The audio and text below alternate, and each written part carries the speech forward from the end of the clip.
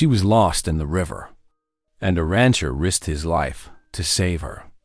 But when he dragged her out of those freezing waters, he had no idea what storm was about to follow him home. The church bell tolls. A door slams. Dust whirls down a lonely street. She swore she would follow him every step, every breath, until her debt was repaid. But shadows trailed her. Men who'd kill to get what she carried. Deeds to land the railroad would do anything to steal. Hooves thunder. Flames roar as a barn goes up in smoke. A rifle cocks in the dark. Now the rancher must decide. Will he protect the woman he saved, even if it means losing his home, his town, and maybe his life? Or will the river that first bound them together become the place where it all ends?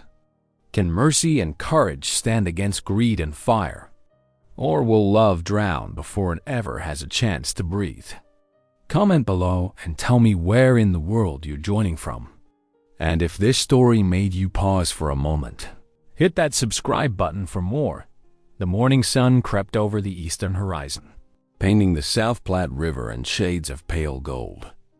Caleb Warren pulled his coat tighter against the lingering winter chill as he guided his horse along the muddy riverbank.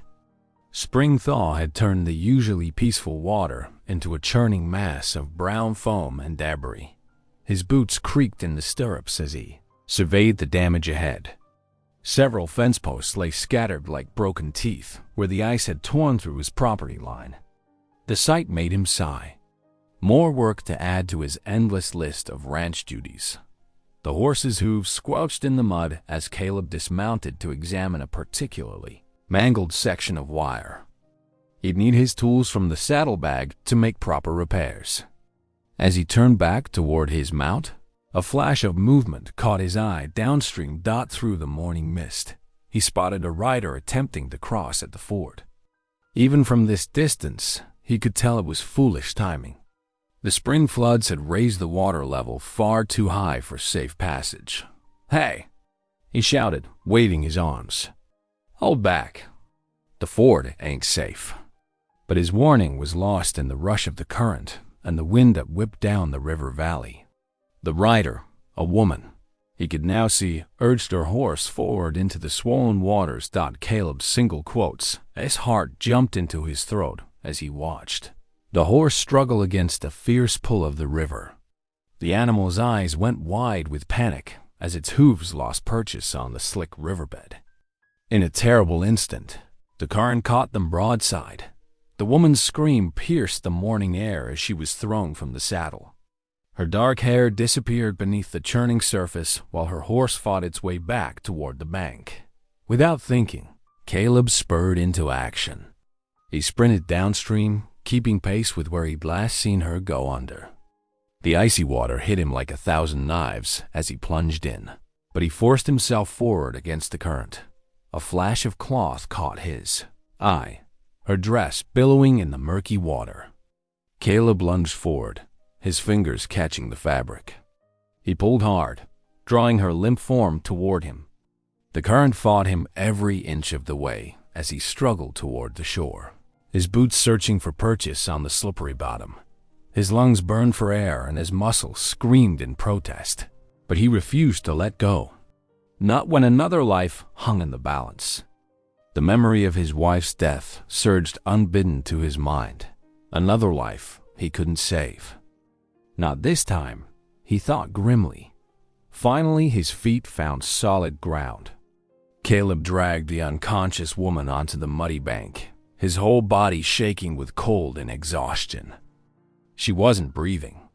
Quickly, he turned her onto her side, pounding her back until water spilled from her mouth. A weak cough followed, but her eyes remained closed. "Hold on," he muttered, gathering her in his arms. His own horse had stayed nearby, watching the drama unfold with alert ears. With trembling hands, Caleb managed to lift the woman onto his saddle before pulling himself up behind her. The ride back to his cabin seemed to take an eternity. The woman's head lolled against his chest as he held her steady, her skin pale and cold as marble.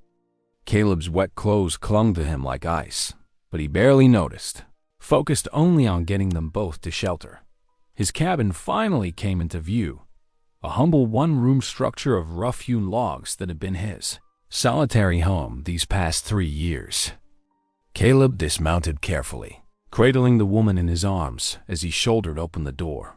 The hearth still held embers from his morning fire. He laid her gently on the floor nearby, quickly adding kindling and logs until flames leaped up to chase away the chill. His fingers fumbled with frozen stiffness as he pulled every blanket he owned from his bed, layering them over her still form. Only then did he allow himself to sink down beside her, his own clothes dripping puddles onto the wooden floor. The woman's face was young, no more than 20 years, he guessed. Her features held a delicate beauty, though pinched now with cold and unconsciousness. As the fire's warmth began to fill the cabin, color slowly returned to her cheeks. Her breathing grew stronger, more regular. Caleb watched anxiously for any sign of awareness, aware that he should probably change out of his own wet clothes, but unwilling to leave her side. The sun had sunk low on the horizon when she finally stirred. Her lips moved, forming words he couldn't understand. Some in Spanish, he thought, and others in what sounded like Apache. Her head turned restlessly on the floor as if caught in a fever dream. Caleb knelt closer, laying a gentle hand on her forehead to check for heat. Her skin felt cool, but no longer deathly cold. "You're safe now," he said softly, though he knew she couldn't hear him. As darkness gathered outside the cabin windows, Caleb remained by her side, tending the fire and watching over this stranger that Providence had somehow placed in his care. His own shivering had finally subsided, though his clothes were still damp. The woman's presence filled his small cabin with a strange energy, like electricity before a storm. For 3 years, he'd lived here alone, speaking to no one but his horse and cattle, reading his Bible by lamplight, and trying to outrun his grief. Now, this mysterious young woman had literally washed up on his shore like a message in a bottle.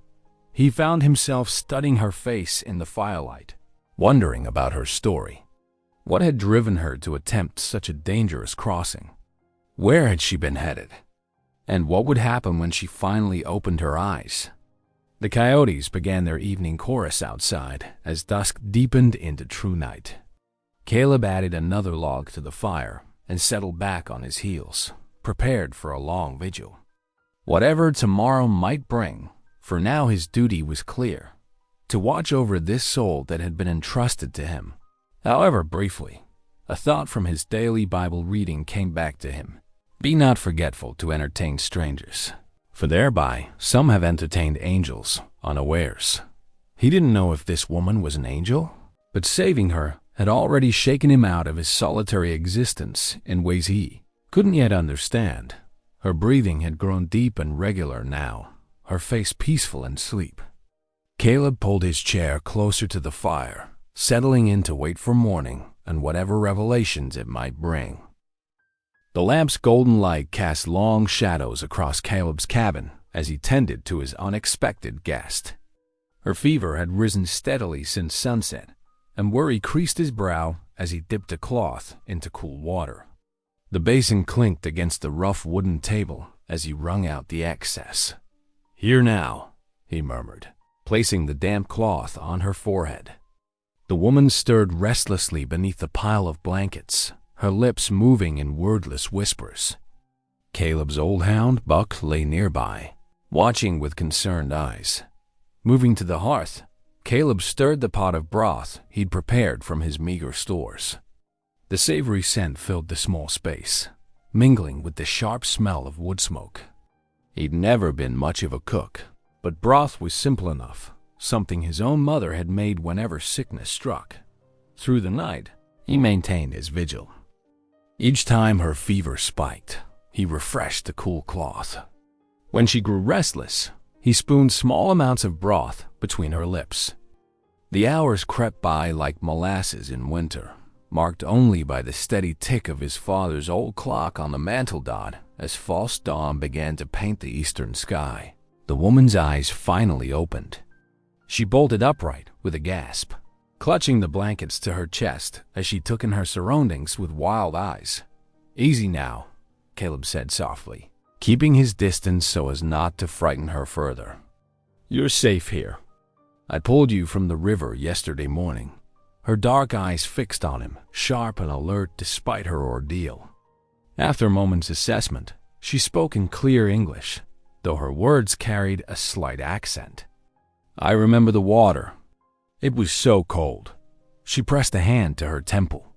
"You saved my life, Senator. Name's Caleb Warren," he offered. "And it wasn't nothing anyone else wouldn't have done."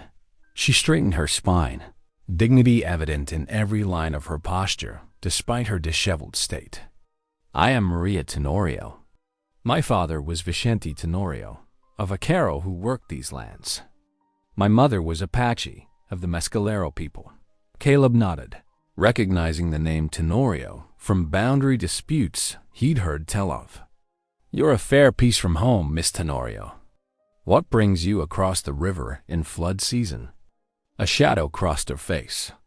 "That is my business, Senator Warren. But now I have a new purpose." She met his gaze squarely. "You saved my life. By the customs of both my father's people and my mother's, I now owe you a debt. I will follow you until it is repaid." "Now hold on," Caleb protested, rising from his chair. "That ain't necessary. I didn't save you expecting anything in return."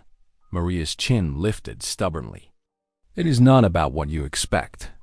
It is about honor. The debt must be repaid." Before Caleb could argue further, she threw back the blankets and stood. Though she swayed slightly, her determination was evident as she surveyed the cabin's interior. Without another word, she began gathering the scattered dishes from his breakfast. "Miss Tenorio, you're still recovering. You should rest. Your cabin needs attention," she interrupted, already filling his wash basin with water from the pump. "And your supplies are poorly organized. I will fix this." Caleb watched in bewilderment as she set to work, her small hands moving with swift efficiency. Within minutes, she had located his meager supply of cornmeal and was mixing it with water and a pinch of salt.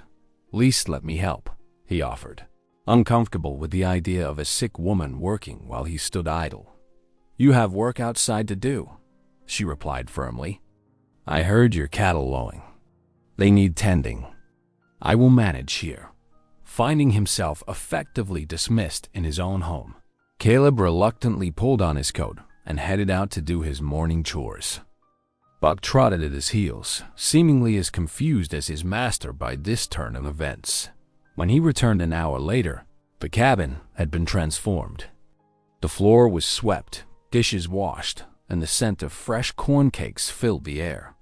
Maria stood at his small stove, her long dark hair neatly braided, wearing one of his old shirts belted over her still damp dress. "Sit," she commanded, placing a plate of golden corn cakes before him. Even Buck received a portion, which he accepted with grateful enthusiasm. Caleb found himself obeying, watching in amazement as she moved about his kitchen with the confidence of someone who'd lived there for years. The corn cakes were perfect, crisp outside, tender within. He couldn't remember the last time he'd eaten so well done as they shared the simple meal. He couldn't help noticing the strength in her hands despite her delicate appearance. She handled the heavy cast iron with ease, and her movements spoke of someone well acquainted with physical labor. "I will ride fence with you today," she announced as she gathered their empty plates. "That ain't necessary," Caleb began, but she cut him off with a look that reminded him forcibly of his mother. "The river damaged your fences. I saw the broken sections when I crossed. 2 pairs of hands will make the work lighter." She began rolling up the sleeves of his borrowed shirt. "I can ride as well as any man, Senator Warren. I can ride as well as any man, Senator Wallace. I can ride as well as any man, Senator Warren. And I know my way around ranch work." Caleb recognized the steel in her voice, the same unwavering determination he often saw in his own mirror. He sighed, realizing that arguing would be pointless. Very well, but you'll need proper clothes for riding. I have saddlebags, she replied. If you will help me find my horse, I can change. They located her mount grazing peacefully near the river crossing. The animal came readily to Maria's low whistle, and soon she had changed into proper riding clothes, warm but well-mended trousers, and a sturdy jacket. The morning passed in steady work, with Maria proving as capable as she'd claimed. She handled the heavy wire with practiced ease, and her suggestions about reinforcing vulnerable sections showed clear knowledge of ranch work. As the prairie wind whipped around them, rattling the cabin's shutters in the distance, Caleb found himself stealing glances at his determined companion. In just one day, she had upended his solitary existence with the force of a spring tornado. Buck had already transferred his loyalty, trotting happily at Maria's heels as they worked. Even Caleb's usually skittish Mari accepted her presence without complaint. It was as if she belonged there, as natural as the prairie grass beneath their feet. By sunset, they had repaired the worst of the damage. As they rode back to the cabin, Caleb realized with a start that he'd spoken more words today than in the past month combined. Maria had drawn him into conversation so naturally he hadn't even noticed, sharing stories of her father's vaquero days and asking intelligent questions about his ranching methods. The wind picked up as evening approached, making the cabin shutters dance and creak. Watching Maria unsaddle her horse with practiced ease, Caleb wondered if this determined young woman had changed his quiet life forever. Something told him that repaying her perceived debt would not be a simple matter, and he wasn't entirely sure how he felt about that. Dawn crept over the prairie, painting the sky in soft pinks and golds. The aroma of fresh biscuits wafted through Caleb's cabin before he'd even opened his eyes. He found Maria already at work in the kitchen, her hair neatly braided and secured with a faded ribbon. "Good morning, Center One," she said, pulling golden brown biscuits from the oven. "I hope you don't mind that I started breakfast early. The dough needs time to rise proper." Caleb scratched his head, still adjusting to the strange reality of having someone else in his home. "Mind? No, I reckon not. Though you didn't have to. We need a good breakfast if we're to work fence today," she interrupted, setting a plate before him. The biscuits steamed invitingly, their scent making his mouth water. "About that," Caleb began, "I can handle the fencing myself. I told you yesterday," Maria said firmly. "I will help. The debt must be repaid." She sat across from him, her posture straight and dignified despite her worn clothes. "Besides, the work will go faster with 2 pairs of hands." Knowing argument was futile, Caleb focused on his breakfast instead. The biscuits were perfect, light and fluffy inside, crisp outside. It had been years since he'd eaten so well. After breakfast, they saddled their horses and loaded tools into the saddlebags. Maria moved with practiced efficiency, checking her horse's hooves and adjusting the cinch with experienced hands. Her movements showed years of ranch work, not the delicate mannerisms Caleb might have expected from a young woman. The morning air was crisp as they rode out, their horses' hooves kicking up dew from the prairie grass. They reached the damaged section of fence, where winter storms had torn posts loose and tangled the wire. "We should start here," Maria said, dismounting smoothly. She pulled wire cutters from her saddlebag and began examining the damage. "See how the frost heaved this post? We'll need to dig deeper when we reset it." Caleb watched, impressed despite himself, as she began clearing the tangled wire. She handled the tools with confidence, her small hands strong and sure. When a group of cattle approached, curious about the activity, Maria spoke to them softly in Spanish. The animals calmed immediately, moving away without fuss. "My father taught me," she explained, catching Caleb's surprised look. He said cattle understand gentleness in any language. They worked steadily through the morning, replacing posts and restringing wire. Maria proved as capable as any ranch hand, never complaining about the heavy work. She even suggested better ways to brace the corner posts against future floods. "Your father taught you well," Caleb commented as they paused to drink from their canteens. A shadow crossed Maria's face. "Yes," she said softly. "He believed a woman should know how to work the land, not just keep a house." She turned back to their task, but not before Caleb caught the grief in her eyes. The sun was low when they finally turned toward home. Caleb's muscles ached pleasantly from the day's work. They'd accomplished more than he'd expected. As they approached his barn, however, something made him pull up short. "What is it?" Maria asked, noticing his tension. Caleb swung down from his horse, examining the ground near the barn door. Fresh hoofprints marked the dirt. At least one rider had been here while they were gone. "Someone's been nosing around," he said quietly. "Sometime today, by the looks of these tracks." Maria's face paled slightly, but she said nothing as they unsaddled their horses and stored the tools. The cabin windows glowed warmly as dusk settled over the prairie. Inside, Maria busied herself preparing their evening meal while Caleb cleaned his rifle, troubled by the mysterious visitor's tracks. They were just sitting down to eat by lantern light when hoofbeats approached. Caleb grabbed his rifle, moving to the window. A lone rider emerged from the growing darkness, his clothes too fine for a common cowhand. "Evening," the man called out cheerfully. "Might I have a word?" Caleb opened the door, keeping his rifle visible. The stranger dismounted smoothly, his boots gleaming despite the dusty ride. His smile was practiced, like a shopkeeper's, but his eyes were sharp as they took in every detail. "Clay Harlan," he introduced himself, tipping his hat. "I represent the railroad's land office. I'm searching for someone, a Mexican Apache girl who might have passed this way." "Young woman, riding alone?" From the corner of his eye, Caleb saw Maria stiffen, though she continued quietly clearing the table. "I ain't seen nobody matching that description," Caleb said evenly. "What's your business with her?" Harlan's smile never wavered. "Just some property matters to discuss.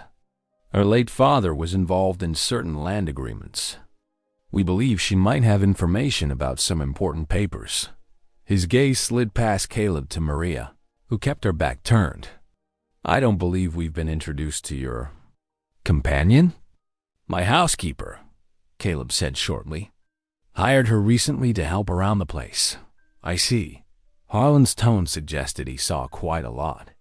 "Well, if you should happen to encounter the young lady I'm seeking, I'd be much obliged if you'd let me know. I'm staying in town at the hotel." He handed Caleb a card. "Good evening to you both." They watched him ride away, his horse's hoofbeats fading into the darkness. Only when he was well gone did Maria let out a shaky breath. "He's been following me," she whispered. "Ever since my father died." Caleb turned to her. "Want to tell me what's really going on?" Maria sank into a chair, her usual strength seeming to falter. "My father had papers, deeds and agreements signed years ago.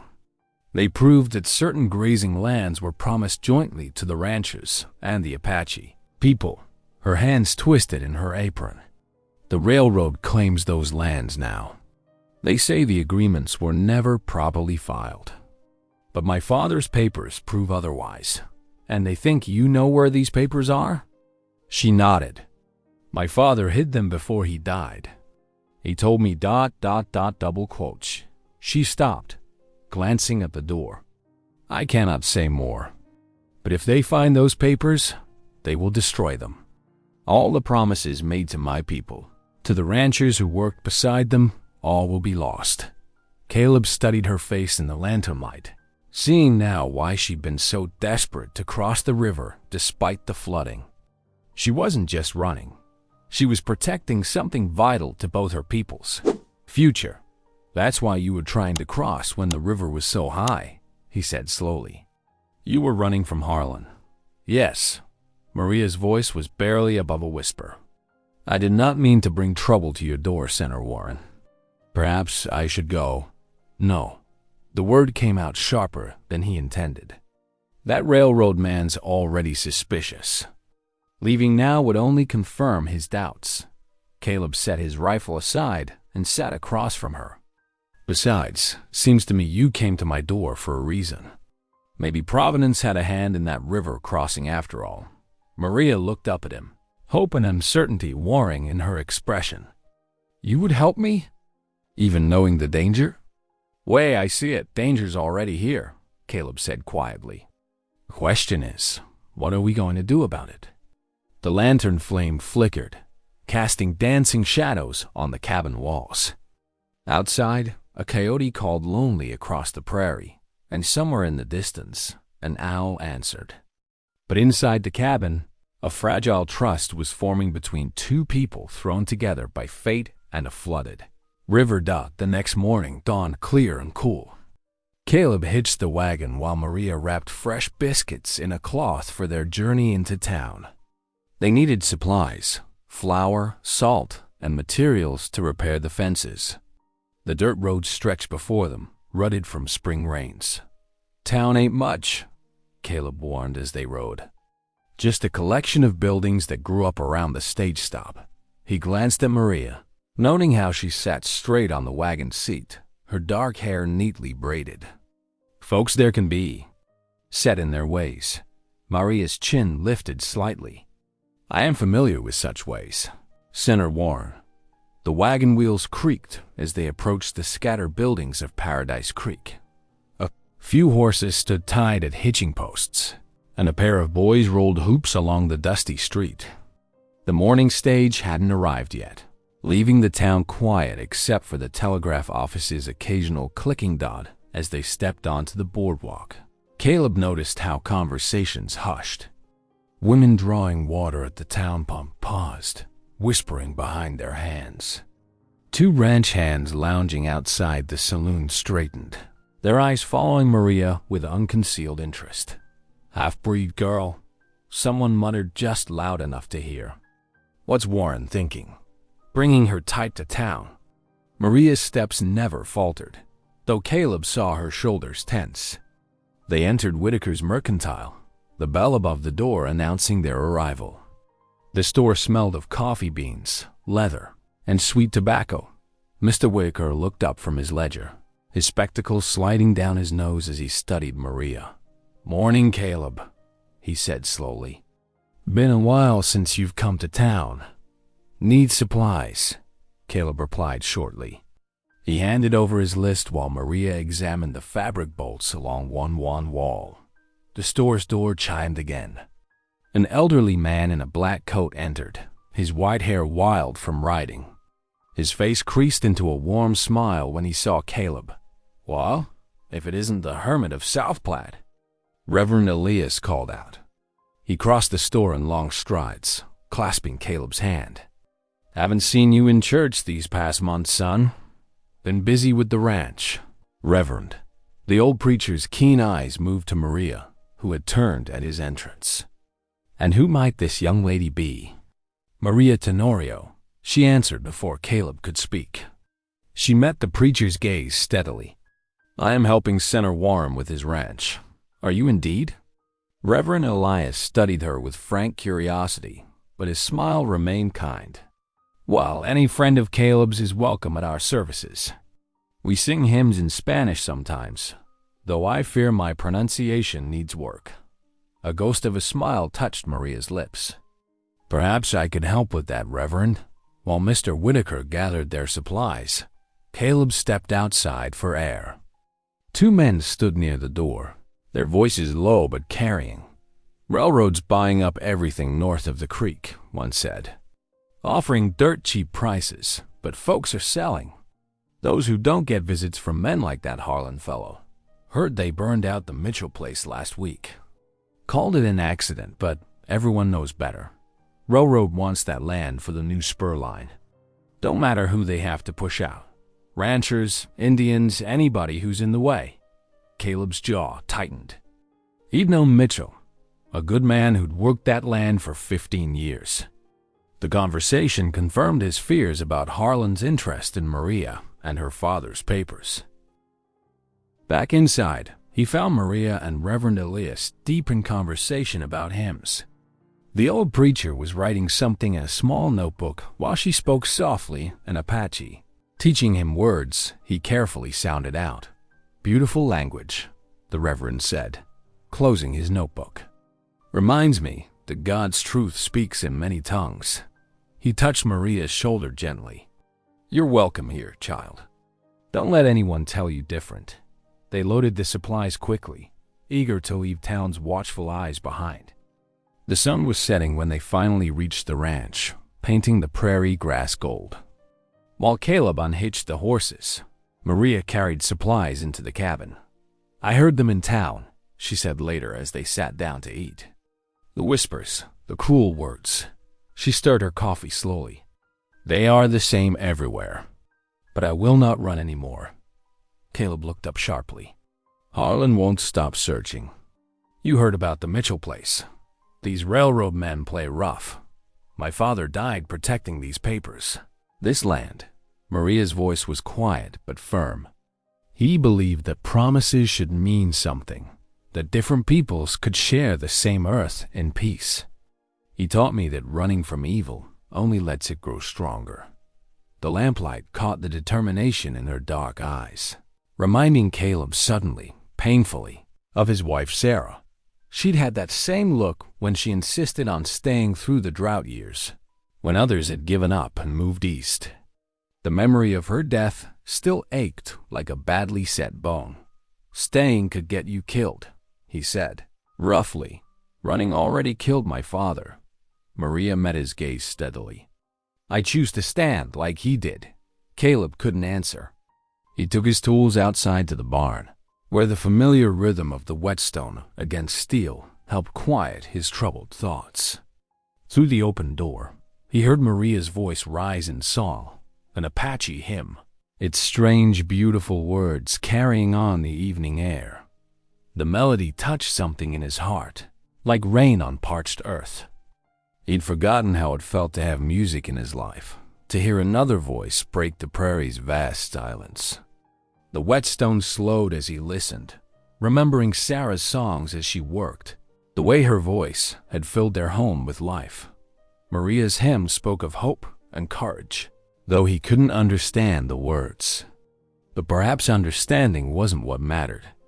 Perhaps it was enough that the music existed, that it could still reach past grief and loneliness to stir the soul. The last notes faded into twilight. Caleb sat in the darkness, the half-sharpened tool forgotten in his hands, while coyotes began their evening chorus across the distant hills. Inside the cabin, Maria lit the lamp, its warm glow spilling out onto the packed earth of the yard. For the first time in years, his home felt truly inhabited again. Spring settled into a gentle rhythm at the warm ranch. Each dawn brought Maria's quiet movements in the kitchen, the smell of fresh bread rising with the sun. Caleb found himself waking earlier, drawn by the comfort of shared morning coffee and the sight of steam rising from their cups in the cool air. "Da," Maria said one morning, pointing to the coffee. In Apache. "Ga," Caleb repeated carefully. Earning a small smile from her dot, she taught him other words too, simple things like horse and water, the names of animals they saw while riding fence. Her patience reminded him of Sarah teaching children at the town school before the fever took her. But where those memories once brought only pain, now they carried a gentler ache. The days unfolded with familiar chores made new by Maria's presence. She moved through the barn with sure hands, knowing each animal's needs. The chickens came running at her call, and even Caleb's old hound Buck took to sleeping near her chair by the fire. "Your horse misses you," Caleb mentioned one evening as they finished the dinner dishes. The Mare had survived the river crossing, but remained at the livery in town while recovering from exhaustion. "See, but she will heal." Maria dried a tin plate with careful attention. "Like many things, with time and care." Caleb nodded, understanding she meant more than just the horse. He'd seen how she favored her right side, still sore from the river's battering. Yet she never complained. matching his work stride for stride. One evening, as sunset painted the sky in fierce oranges and purples, they sat at the rough-hewn table after supper. Maria's eyes fell on the leather-bound Bible that had belonged to Sarah, its pages worn soft with use. "May I?" she asked, reaching for it. Caleb nodded, watching as she opened it reverently. Her fingers traced the faded inscription inside. "To Sarah, my beloved wife. May God's word light our path." Maria began to read aloud from the Psalms, her voice clear and steady in the lamp-lit cabin. "The Lord is my shepherd, I shall not want. He maketh me to lie down in green pastures. He leadeth me beside the still waters. Double quotes. The familiar words took on new life in her voice, which held both strength and gentleness. Caleb closed his eyes, letting the verses wash over him. He hadn't realized how much he'd missed the sound of scripture spoken aloud, how it filled the empty corners of his home. When she finished reading, silence settled like a warm blanket around them. Maria carefully closed the Bible, her hand resting on its cover. "My father read to us every evening," she said softly. In Spanish, in Apache, in English, he said, "God's truth speaks in all tongues." Caleb thought of the mixed languages of her prayers, how naturally they flowed together. "Your father sounds like a wise man." He was. Her eyes grew distant. He believed in justice, in keeping promises, even when others forgot them. Before Caleb could respond, hoofbeats approached the cabin. He reached for his rifle, but Maria touched his arm. "It is only one rider," she said, head cocked. Coming slowly, the familiar figure of Reverend Elias emerged from the gathering dusk, his old Mars picking her way carefully across the yard. Caleb lit the porch lantern and went out to meet him. "Evening, Caleb." The preacher dismounted stiffly. "Miss Maria." He nodded to her in the doorway. "Forgive the late call, but I felt this couldn't wait." Inside, Maria poured coffee while the Reverend settled his aging bones in a chair by the fire. His face was grave in the lamplight. "Railroads brought in hired guns," he said without preamble. 3 men rode into town today, the kind that carry their trouble in gun belts and cold eyes. Caleb's jaw tightened. "Harlan's doing?" "Most likely. They're asking questions about deeds, about Mexican ranchers who worked these parts years back." The Reverend's keen eyes settled on Maria. "About your father, specifically." Maria set down her coffee cup carefully. "They will not find what they seek. But you know where the deeds are," Reverend Elias said gently. It wasn't a question. She was quiet for a long moment, the fire shadows dancing across her face. "My father told me they were hidden somewhere safe. Somewhere they would be found when the time was right." Her eyes met Caleb's. "He once worked on the Flying W Ranch, before it became your land." Caleb straightened. "Old man Winchester's place?" "That was 15 years ago. See, before the railroad came, when the treaties with the Apache were still honored." Maria's hands twisted in her skirt. "He said he put them where no one would think to look, but where honest men would find them." A memory stirred in Caleb's mind, of Winchester speaking about Mexican vaqueros who'd helped him establish the ranch, of his respect for their skill and honor.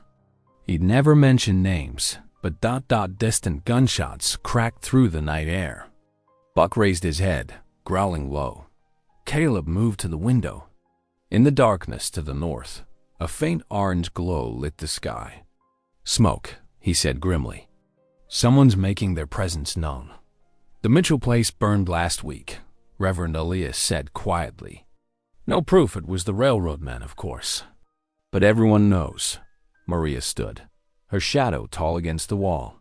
"They think to frighten us into running, into giving up what is rightfully ours." Her voice held steel. "But this land was promised to both rancher and Apache. The deeds prove it. My father died protecting that truth." Caleb watched the distant flames paint the clouds orange. The fight had seemed simple at first. Protect a young woman from men who meant her harm. But now he saw the larger truth. This was about justice itself, about promises made and kept, about the very soul of the land they all shared. "The deeds must be somewhere on my property," he said slowly. "Your father hid them here, believing someday they'd be needed." See, Maria's eyes held both hope and worry. "But if we search, others will notice. Already they watch us." Double quotes, as if to emphasize her words. A coyote's long howl rose from the darkness. But Caleb knew the sound wasn't quite right. Coyotes didn't move alone, and they didn't carry the metal shine of rifle barrels. "You'll stay here tonight, Reverend," Caleb said, moving away from the window. "Too dark for safe riding now." The old preacher nodded, understanding the unspoken warning. "Much obliged. Perhaps we could pass the time with scripture?" He smiled at Maria. "I heard you reading as I rode up. You have a gift for it, child." Maria retrieved the Bible, its well-worn pages falling open easily. As she began to read, her voice steady and clear, Caleb checked his rifle and settled near the door. Outside, the night pressed close against the cabin's walls, full of watching eyes and dangerous promises. But inside, the ancient words of comfort and courage filled the room, and for a moment, at least, their shared faith felt stronger than any threat the darkness might hold. "Yea, though I walk through the valley of the shadow of death, I will fear no evil, for thou art with me." Single quotes. The verses continued, and Caleb found his tension easing despite the danger he knew waited beyond their walls. Maria's voice, the Reverend's quiet presence, even Buck's solid warmth against his leg, all of it felt right, like pieces of a picture finally falling into place. Tomorrow would bring its own challenges, but for now, they were a fortress of three, bound by faith and the pursuit of justice. The railroad men might have their guns and their threats, but here in this humble cabin, truth and courage made their stand. Dawn broke cold and clear across the South Platte Valley. Caleb saddled his horse while Maria stirred cornmeal on the cook stove. The morning routine had become familiar, comfortable even, though neither spoke of it. "I need to check the north pasture," Caleb said, buckling his gun belt. "Some calves were born last week. Want to make sure they're strong enough for the spring drive." Maria nodded, wiping her hands on her apron. "I will tend things here. The garden needs weeding, and your shirts. Double quotes." She smiled. "They cry out for mending." "Much obliged." Caleb touched the brim of his hat, then paused at the door. "Keep Buck close. And the rifle's loaded by the window." "I know." Her voice was steady, but her eyes held understanding of the unspoken warning. Caleb mounted up and rode north, the morning sun warm on his back. The land rolled away in waves of spring grass, dotted with early wildflowers. It was good country, worth fighting for, worth dying for, as Maria's father had proven. He was checking a young calf, its wobbly legs still finding their strength when movement caught his eye. Two riders moving fast along the creek bottom. They weren't heading for him. They were making straight for his cabin. Caleb's heart clenched. He swung into the saddle, spurring his horse toward home. But the riders had a head start, and he was still a mile out when they reached his yard. Maria had been hanging washing when she spotted them. The riders' stance, the way they sat their horses, these weren't neighbors coming to call.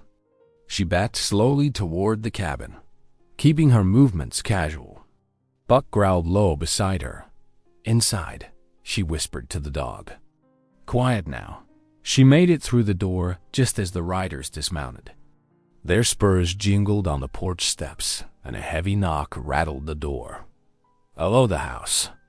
A voice thick with false cheerfulness. "Anyone home?" Maria's eyes went to the rifle by the window, but reaching for it would mean showing herself. Instead, she eased toward the cellar trap door, lifting it silently. Buck followed her down into the cool darkness as boot heels scraped above. The door crashed open. Two sets of footsteps entered, moving with deliberate slowness, Looks like someone's home, one voice said. Washing's still wet outside. Search the place, the other ordered. Arlen says that Mexican girl knows where them papers are. Could be hidden anywhere. Maria pressed herself against the earthen cellar wall, one hand buried in Buck's fur to keep him still. Dust sifted down as the men moved overhead, pulling out drawers, appending furniture. Nothing here, one called. Just some Bible verses and worn-out clothes. Check the barn. Could be the words cut off at the sound of approaching hoofbeats. Maria's heart leaped. She knew that rhythm. Caleb was coming dot above.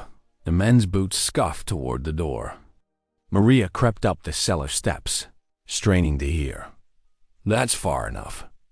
Caleb's voice carried clearly through the open door. The steel in his tone made Maria shiver. This is private property. Now, one man said smoothly. We're just having a friendly look around. Railroad business, you understand. My business, Caleb replied, is at the end of this rifle. And it says you boys need to ride out. Now, a tense silence followed. Maria eased the cellar door open just enough to see through the crack. Caleb sat his horse, rifle steady across his saddle. The two men stood on the porch, hands hovering near their guns. You're making a mistake, Warren, the taller man said. Railroad's going to own this valley anyway. Why die for it? That's my choice to make. Caleb's voice was ice.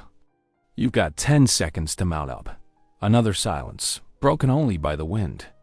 Then boot heels clicked on wood as the men backed away. This isn't over. One called as they mounted. We'll be back with more men. Count on it. I'll be counting. Caleb answered. Maria waited until the sound of hooves faded before pushing open the cellar door. The cabin was a mess. Drawers dumped, furniture scattered, her careful morning's work destroyed. But she barely saw it. Her eyes were on Caleb as he dismounted, rifle still in hand. You all right? He asked, scanning her face. She nodded. Thanks to your timing. And the cellar. They'll be back, he said grimly, surveying the chaos. With friends, he turned to her, his face troubled. You should go, Maria. Find somewhere safe. This is going to get worse before it's better. No. She began gathering scattered papers, movement sharp with determination. My father did not die so I could run away. The deeds are here somewhere. I feel it. We must find them first. Maria, Caleb set his rifle down, ran a hand through his hair. I can't watch someone else die. Not again. Not here. Thunder rumbled in the distance. Maria paused in her cleaning, really looking at him now. The pain in his eyes went deeper than today's trouble. Tell me, she said softly. Caleb moved to the window, staring at the gathering storm. For a long moment, she thought he wouldn't speak. Then, Sarah, my wife, she took sick 3 winters ago. Nothing I could do but watch her fade. Every day, sitting beside that bed, knowing ... double quotes, his voice roughened. Knowing I couldn't save her, Maria set down the papers she held. Outside, the first heavy drops of rain began to fall. The doctor came from town when he could, Caleb continued. But the winter was hard. Roads were bad. By the time ... he shook his head. I swore after that I'd never let myself care that much again. Caring just leads to losing.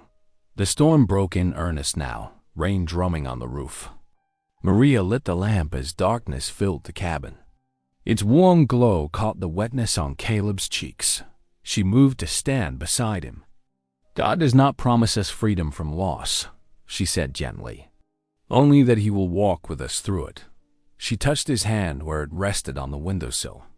Perhaps he has spared us both, you from your loneliness, me from the river, for such a time as this. Lightning flashed, illuminating his face.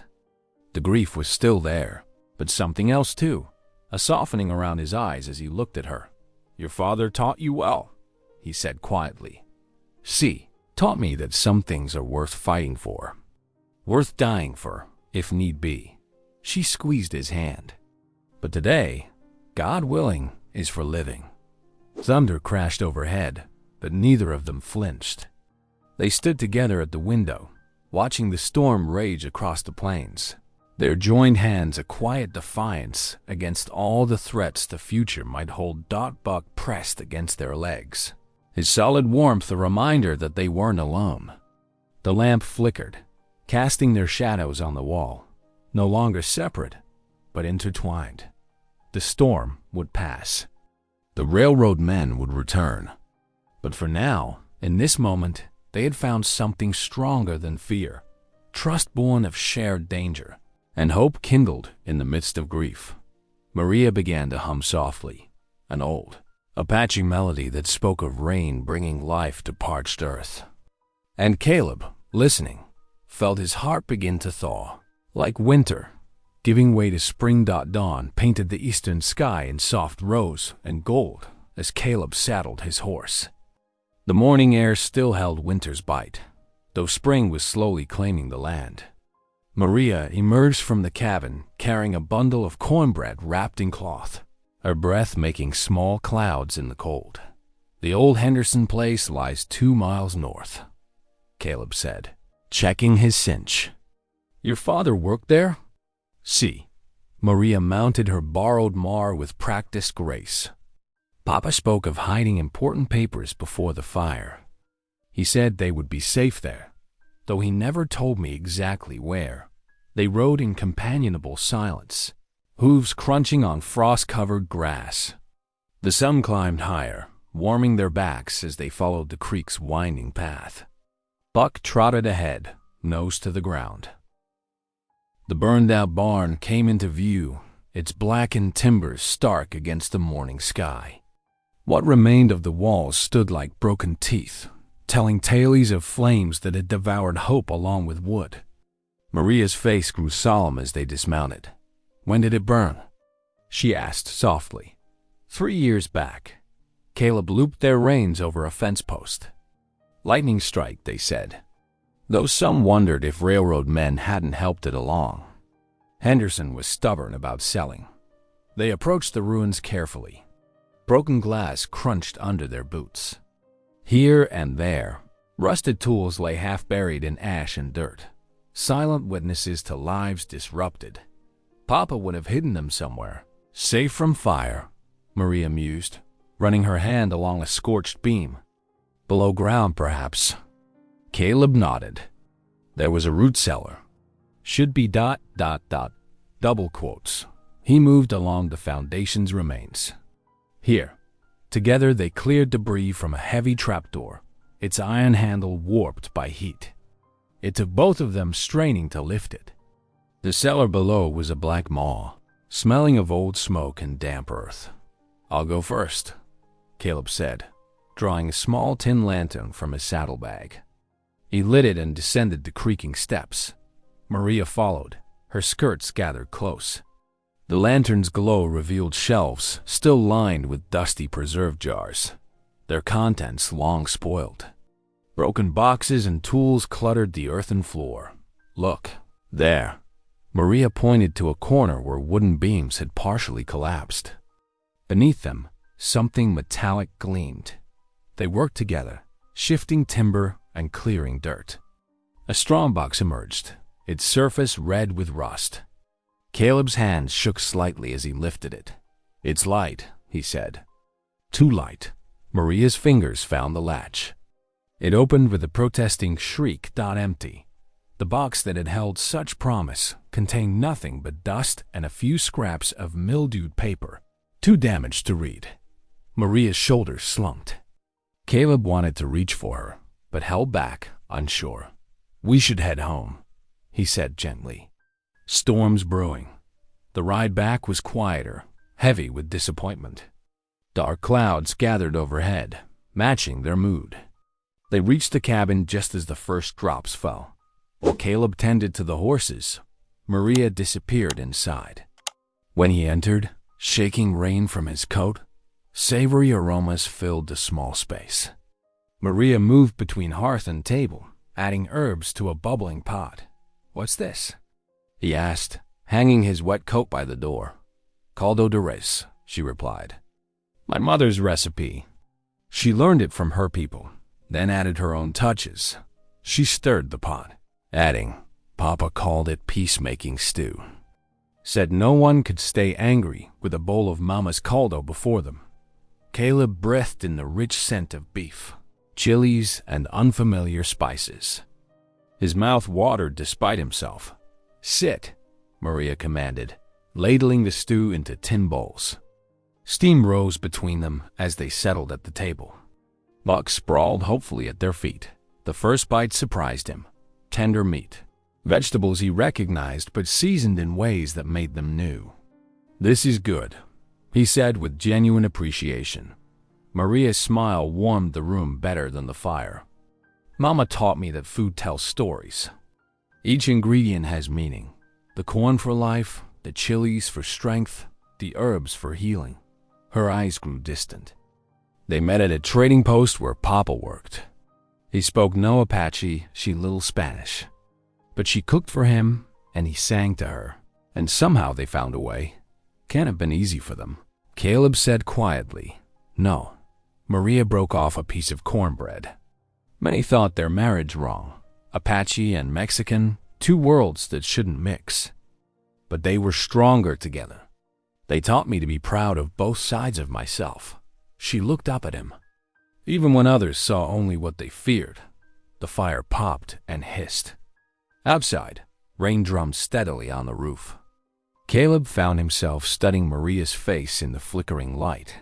The proud line of her jaw, the grace in her movements that spoke of two cultures beautifully merged. "When you pulled me from the river," she said softly, "I thought God had sent an angel of deliverance. Now I see he sent something better, a friend. Someone who sees me as I am, not as others wish me to be." Caleb's throat tightened. He wanted to tell her how her presence had awakened something in him he'd thought long dead. How her courage humbled him, her faith strengthened him. But words failed him, as they so often did. Instead, he reached across the table and covered her hand with his. Her fingers were warm from the cooking fire, strong from work, gentle in their acceptance of his touch. They sat like that for a long moment, the contact saying what words could not. The lamp flickered low, casting their shadows on the wall. Buck sighed contentedly at their feet. Outside, the storm continued its symphony on the roof. But inside the cabin, a different kind of warmth held back the darkness. Maria began humming softly, an Apache melody that spoke of rain bringing life to parched earth. And Caleb, listening, felt his heart begin to thaw, like winter giving way to spring. The empty strongbox had been a disappointment, but as they finished their meal in comfortable silence, Caleb realized they had found something else, a connection that ran deeper than property deeds or legal claims. Something that felt remarkably like hope. Later, as Maria gathered the dishes, she paused beside his chair. "Thank you," she said simply. "For what?" "For seeing me." "Just me." She touched his shoulder lightly, then moved away to the wash basin. Caleb sat for a long time, watching her work by lamplight, knowing with quiet certainty that his life would never be the same. Sunday dawned clear and bright over Willow Crossing.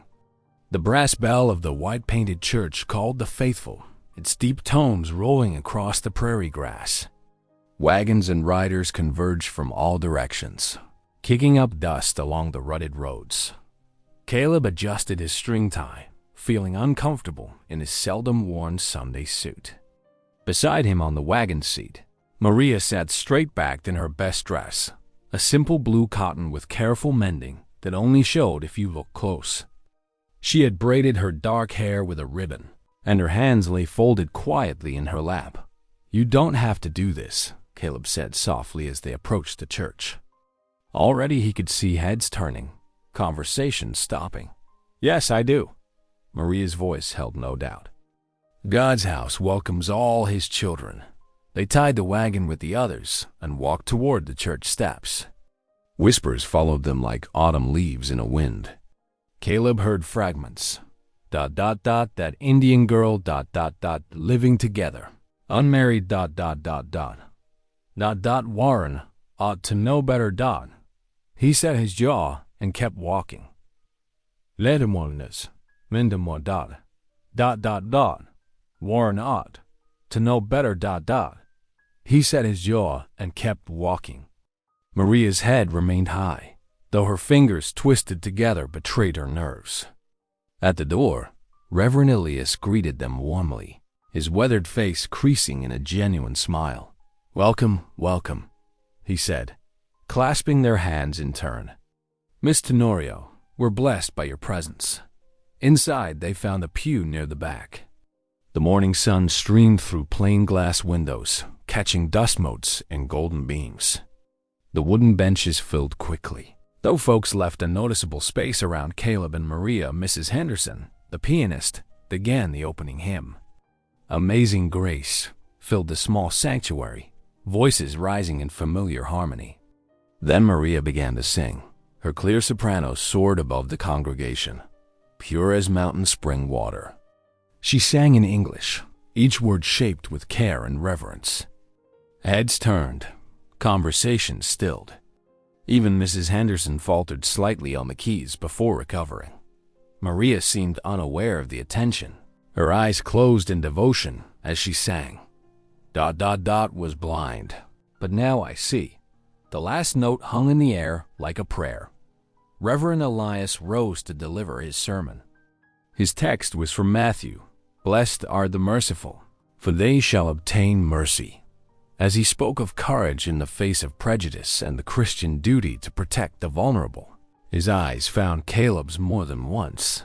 "It's easy to love those who are like us," the preacher said, his voice carrying to every corner.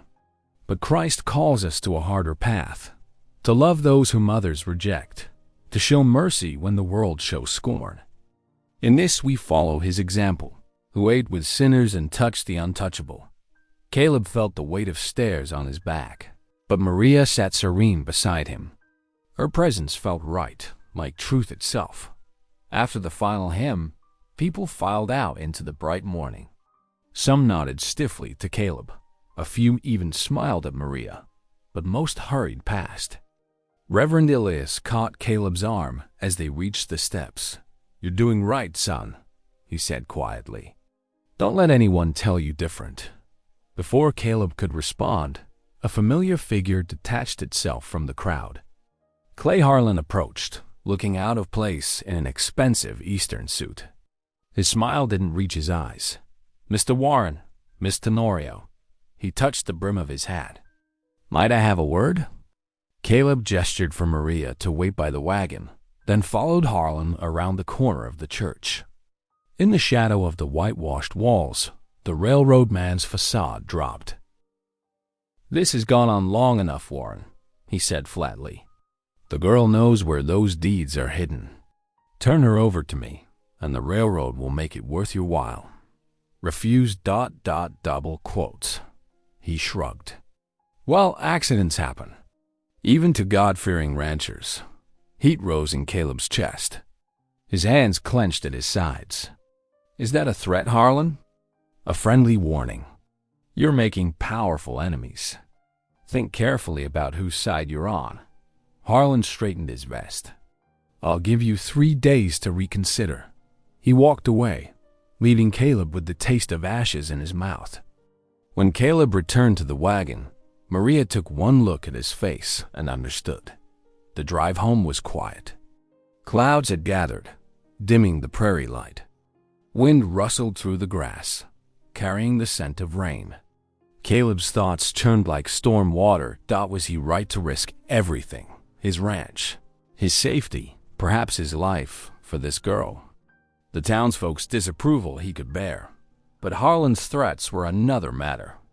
The railroad had money, men, and the law often in its pocket. They reached the ranch as the first drops fell. After seeing to the horses, Caleb sat heavily in his chair on the porch, watching the rain begin in earnest. Maria brought him coffee, then settled beside him on the bench. "You're troubled," she said simply. Caleb stared into his cup. Harlan means business. He'll come for you, one way or another. Maybe. Maybe you'd be safer somewhere else. No, her voice was firm.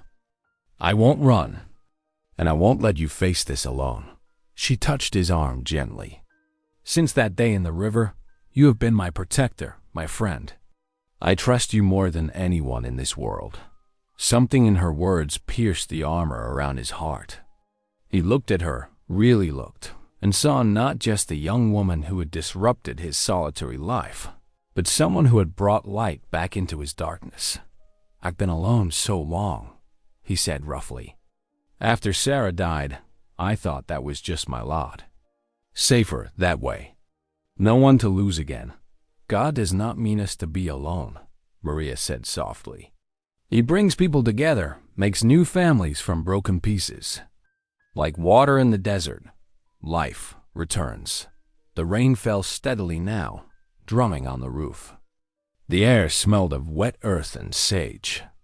Across the prairie, lightning flickered in distant clouds.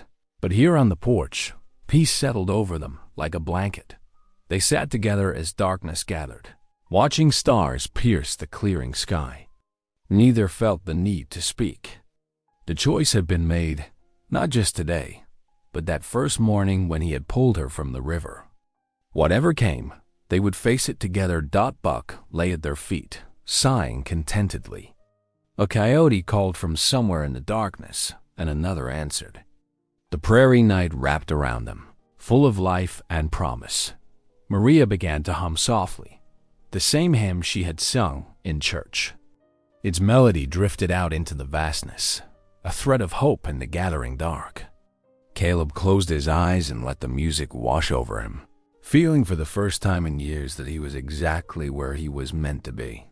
The wagon wheels creaked as they made their way back from town, supplies rattling in the bed behind them. The late afternoon sun cast long shadows across the prairie grass, and a cool breeze carried the scent of sage. Maria sat beside Caleb on the bench, humming softly as she checked through their purchases. The coffee was dear, she said, but the beans will last us through. She stopped mid-sentence, her body tensing. Caleb saw it too. Smoke. Dark and heavy. It rose against the amber sky, coming from the direction of his ranch. Hiya! He snapped the reins, urging the horses faster. Maria gripped the seat as the wagon bounced over the rutted trail. The smoke grew thicker with each passing minute, and Caleb's heart pounded harder. As they crested the last rise, his worst fears were confirmed. His barn was engulfed in flames, orange tongues licking at the darkening sky. The crackle of burning wood carried across the yard, along with the panicked sounds of trapped animals. The horses! Maria cried as Caleb pulled the wagon to a hard stop. They leaped down, running toward the inferno. Heat blasted their faces as they approached. Inside, horses kicked at their stalls, whinnying in terror. Cattle bawled from the nearby corral, pressing against the rails in fear. "I'll get the horses," Caleb shouted. "Free the cattle."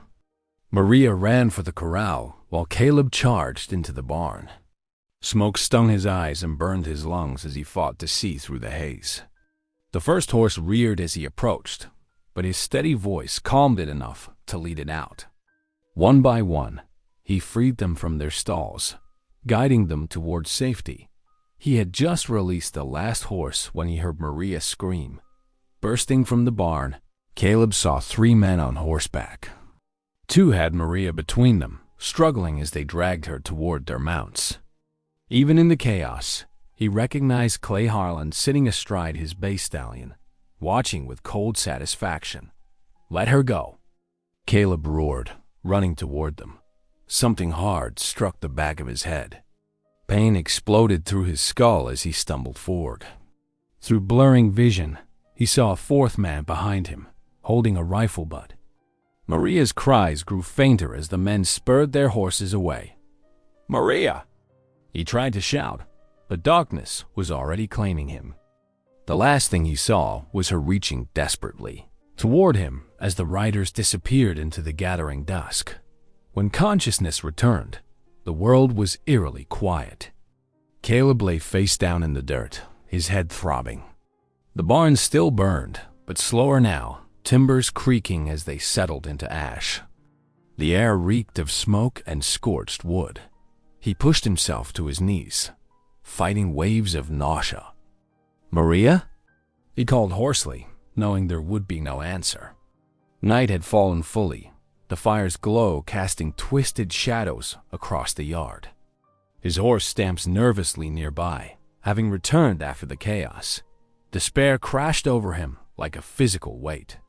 He had failed her. Failed to protect her, just as he had failed to save Sarah. The familiar ache of loss threatened to paralyze him, but as he stared at the smoldering ruins, something caught his eye. Moonlight glinted off metal in the wreckage where part of the barn floor had collapsed. Stumbling closer, he saw it, the strongbox they had found earlier, but intact this time, its lid sprung open from the fire's heat.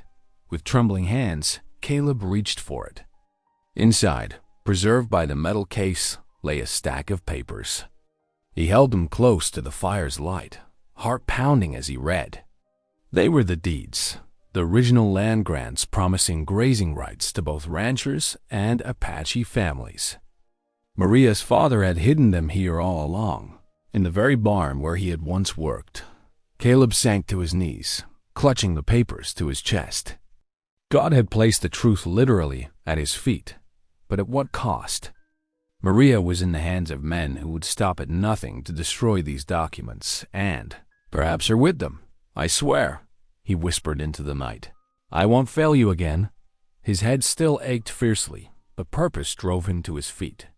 He carefully tucked the deeds into his shirt, close to his heart. The night wind carried the scent of rain, and clouds were gathering to hide the stars. Dawn was still hours away, but he couldn't wait. Caleb moved quickly now, gathering his rifle and ammunition. He checked his canteen, filled it fresh from the well. His hands were steady as he saddled his horse, though his heart raced with urgency. Every minute that passed was another minute Maria spent in danger. The last stars were fading as he mounted up. His horse sensed his tension, dancing beneath him, ready to run. The deeds pressed against his chest like a blessing or a burden. Either way, they were his responsibility now, as was the woman who had risked everything to protect them. The eastern sky began to lighten, promising another day. But this dawn would be different. This dawn would find Caleb Warren riding toward destiny, carrying truth and justice against those who would destroy both. He touched his heels to his horse's flanks, and they moved forward into the growing light, leaving the smoking ruins behind. His path was clear now, marked not by trails, but by duty and devotion. Somewhere ahead, Maria waited, believing in him. He would not let that faith be in vain. The most dangerous ride of his life lay before him, but for the first time since Sarah's death, fear held no power over him. Love, he realized, was stronger than fear, stronger even than death itself. The morning wind carried his prayer across the prairie. "Lord, guide my path. Keep her safe until I come." The hoofbeats echoed off the wooden planks as Caleb rode down Willow Crossing's empty main street. Dawn had barely broken, casting long shadows between the buildings.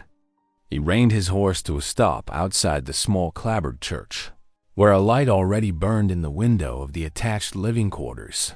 Reverend Elias answered his urgent knock. Gray hair tousled from sleep, but eyes alert with concern. "Caleb, what brings you at this hour?" "They took her," Caleb said, his voice rough with exhaustion. "The railroad man burned my barn and took Maria." The preacher ushered him inside, where a small fire crackled in the hearth. As Caleb sank into a chair, he pulled the deeds from inside his shirt. The papers were wrinkled but intact, their official seals still visible in the firelight. "Found these in the ruins," he explained, spreading them on the table. "The land grants Maria's father died protecting." Reverend Elias adjusted his spectacles, leaning close to study the documents. His weathered fingers traced the careful script. "These are genuine," he said finally. "Government seals, proper signatures. They prove the railroad's claims are false. But Maria, yes, of course." The preacher straightened, his expression grave. "These must go before a judge immediately. The territorial court in Denver could know." Caleb's fist struck the table, making the papers jump. "Maria's life comes first. Every hour we wait is another hour she's in their hands. The law moves too slow for a girl in danger." Caleb gathered the deeds, carefully folding them. "I need help, not legal counsel." Reverend Elias was quiet for a long moment, studying Caleb's face. Finally, he nodded. "Henry's in town. Came through yesterday, camping by the creek." "Henry?" Caleb's heart lifted slightly. "The Ute Scout?" "The same. He might help if you ask right." The preacher's eyes were knowing. "You rode together in the war, didn't you?" 3 years with the cavalry." Caleb stood, tucking the deeds away. "Where exactly is he camped?" "Down by the Willow Bend, usual spot." Reverend Elias gripped Caleb's arm as he turned to go. "Be careful, son. And remember, the good Lord sees all injustice." "Much obliged, Reverend." Caleb paused at the door. "Pray for her?" "Already am, son. Already am." The morning mist still clung to the creek bottom as Caleb rode downstream. He found Henry's camp exactly where the preacher had said, marked by a thin curl of smoke rising through the willows. The Ute Scout sat cross-legged by his small fire, as if expecting company. "Brother," Henry said simply, gesturing to a spot across the flames. Caleb dismounted, settling onto a fallen log. For a moment, neither man spoke. The creek gurgled nearby, and a meadowlark called from the grass. "You come early," Henry observed, stirring his coffee. "Trouble rides with you." Briefly, Caleb explained about Maria, the deeds, and the railroad men's attack. Henry listened without interruption, his dark eyes focused on the fire. "The girl," he said when Caleb finished. "She is brave to stand against such men." "She is." Caleb's voice softened. "Will you help me find her?" Henry was silent, adding a stick to his fire. "The cavalry taught us both to track," he said finally. "But they did not teach justice. That comes from here." He touched his chest. "What does your heart say?" "That I can't lose her." The words came unbidden, surprising even Caleb with their force. A slight smile touched Henry's lips. "Then we ride." He stood, beginning to break camp with practiced efficiency. "But not alone. Others will help, if asked. Ranchers who lose grazing land to railroad lies." Within an hour, they had gathered 4 more men. Josh Cooper and his son Thomas, whose water rights were threatened by the railroad's claims. Frank Mitchell, whose family had ranched the valley for 2 generations. And Will Taylor, whose Pequego spread bordered Caleb's own. The 6 riders moved out as the sun climbed higher, following the South Platte's winding course. Henry led them, reading sign that was invisible to others: broken twigs, displaced stones, scattered ash from hasty campfires. The kidnappers were moving west, toward Denver, but staying away from main trails. They rode steady through the day, stopping only to rest the horses and check the sign. Caleb's worry grew with each passing hour, but Henry's quiet confidence kept him focused. The Ute Scout had lost none of his skill since their cavalry days. As dusk approached, they made camp in a sheltered draw. The spring night was cool, and they kept their fire small. After a simple meal of beans and hardtack, the men gathered close to the flames, speaking in low voices about family, land, and justice. "Them railroad men been pushing folks around too long," Frank Mitchell said, tamping his pipe. "About time somebody pushed back," Will Taylor nodded. "My granddad homesteaded this valley. No city man with fancy papers gonna run me off." Young Thomas Cooper leaned forward eagerly. "We could catch him by surprise," rush 'em all at once. Easy, son, his father cautioned. Ain't about revenge. It's about what's right. Caleb sat apart from the others, staring into the darkness. The deeds pressed against his chest seemed to grow heavier with each mile. Henry settled beside him, offering his coffee cup. Your heart is troubled, the scout observed. Caleb took a sip of the bitter brew. I'm afraid, he admitted quietly. Afraid I'll lose her like I lost Sarah. Afraid I won't be fast enough, strong enough. ... Double quote. Ah. Henry nodded slowly. The heart that fears to love is already defeated. But the heart that loves despite fear, that heart has already won. What if? No, what? If. Henry's voice was firm but gentle. Love requires two things: courage to act and wisdom to surrender what we cannot control. You have shown courage. Now learn surrender. The words settled deep in Caleb's spirit. He thought of Maria's strength, her unwavering faith, her tender heart beneath her fierce determination. The stars wheeled overhead, countless and bright, as ancient as God's promises. Silently, Caleb prayed. Not for success or safety, but for the strength to love fully, whatever might come. The night wind carried the scent of sage and wild roses, and somewhere in the darkness, a coyote called to its mate. In that moment, beneath the vast prairie sky, Caleb felt his fear begin to loosen its grip on his heart. Thought tomorrow would bring what it would bring. But tonight, he had allies at his side, truth in his keeping, and love lighting his way forward.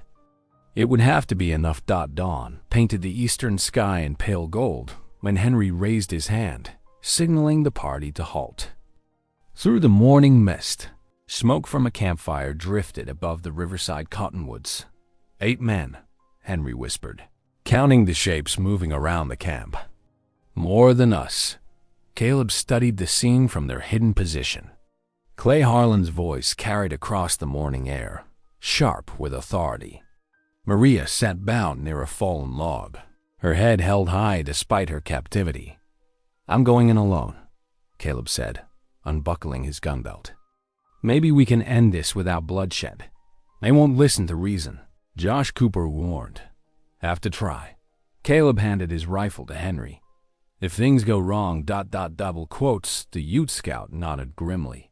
We will be ready. Caleb walked into the open, hands raised. Clay Harlan spotted him first, lips curling into a mocking smile. Well, if it ain't the noble rancher, Harlan drawled. Come to surrender those deeds? Come to talk sense, Caleb replied steadily. You men weren't born railroad agents. Most of you grew up on ranches, just like mine. You know what's right, Caleb. Maria called out. Do not trust them. Quiet, girl, Harlan snapped, then turned back to Caleb. Times are changing. Smart men choose the winning side. Before Caleb could respond, one of Harlan's men grew nervous. His rifle cracked, sending a warning shot skyward. The sound echoed off the river bluffs. Chaos erupted. Caleb lunged forward, tackling the shooter as Henry and the others charged from cover. Gunsmoke filled the air. Maria rolled away from her captors, breaking free of her bonds. Caleb fought his way to her side, pulling her close as they scrambled toward the riverbank. Behind them, horses whinnied and men shouted. Henry's steady voice rose above the din, calling their names, covering their escape. The weary riders made their way back to Caleb's ranch as the sun dipped toward evening. Maria sat tall in her saddle despite her ordeal, while Henry and the others followed behind, watchful for any pursuit that never came. The next morning, the whole of Willow Crossing gathered outside the courthouse. Townsfolk pressed close as Judge Parker examined the recovered deeds. The room fell silent as he adjusted his spectacles, studying each page with careful attention. These documents are genuine, he declared at last, his voice firm. They establish clear grazing rights for both ranchers and Apache families along the South Platte. He fixed Clay Harlan with a stern gaze. The railroad's claims are hereby rejected. Harlan's face twisted with rage. This is absurd. You can't. I suggest you leave Willow Crossing, the judge cut in. Your methods have no place here. As Harlan stormed out, something shifted in the townspeople's faces. Several nodded to Maria with newfound respect. Mrs. Peterson, the banker's wife, who had once crossed the street to avoid her, stepped forward to shake her hand. That evening, lamplight spilled from the church windows as the community gathered in thanksgiving. Reverend Elias led them in song, his deep voice carrying the first notes of Amazing Grace. Maria's clear voice rose beside Caleb's, her small hand warm in his weathered grip. Looking down at their joined hands, Caleb felt the weight of years of loneliness lifting from his shoulders. Here in this moment, surrounded by the voices of his neighbors and the woman who had brought light back into his world, he glimpsed a future he had thought forever lost. The hymn swelled through the rafters, and for the first time since his wife's death, Caleb's heart felt truly full. The days lengthened into spring as neighbors gathered to help rebuild Caleb's barn. The sound of hammers rang across the prairie from sunrise to sunset. Maria moved among the workers, bringing water and cornbread, her smile brightening their labor. Between the building work, she helped Caleb plant the spring crops, her hands sure in the fresh-turned earth. They worked side by side, speaking little but growing closer with each passing day. The way she hummed while scattering seeds, how she gentled the horses with soft, Apache words. These small things filled Caleb's heart. One evening after supper, Caleb asked Maria to walk with him. They followed the river's edge where cottonwoods rustled overhead, their new leaves silver in the fading light. Here, where he had first pulled her from the flooding waters, Caleb stopped. "I've been afraid," he said quietly, "of loving and losing again." Maria's dark eyes filled with tears. "I follow you now not because I owe a debt," she whispered. "My heart chose you long ago." Caleb drew her close, his arms trembling as they held each other for the first time. The river sang its endless song beside them, witness to love born from courage and trust. Sunlight streamed through the church windows as townsfolk, ranchers, and Apache families filled every wooden pew. The small building had never held so many people at once. Sweetgrass and wildflowers decorated the altar where Reverend Elias stood, his weathered Bible open in his hands. Maria wore a simple white dress with delicate Apache beadwork at the collar, her dark hair crowned with prairie flowers. Caleb, in his best black coat, couldn't take his eyes off her as they joined hands before God and their gathered community. "What the Lord has joined together, let no man put asunder," Reverend Elias proclaimed, his voice strong with joy. The couple emerged into golden prairie sunshine, to cheers and embraces from their neighbors died as evening settled over the land. Lamplight glowed warm from Caleb's cabin, now their shared home. Friends gathered inside, breaking bread and offering prayers of blessing. Maria moved through the crowded room, serving her special stew while laughter and conversation filled every corner. Caleb stood in the doorway, watching his wife among their guests. The sound of their wedding hymn still echoed on the evening breeze. His heart swelled with gratitude, remembering that desperate morning when he plunged into the river. That single act of courage had led him here to family, to love, to a home filled with hope.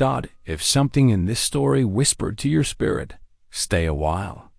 Subscribe and come back tomorrow. The next story may be the one you didn't know you needed.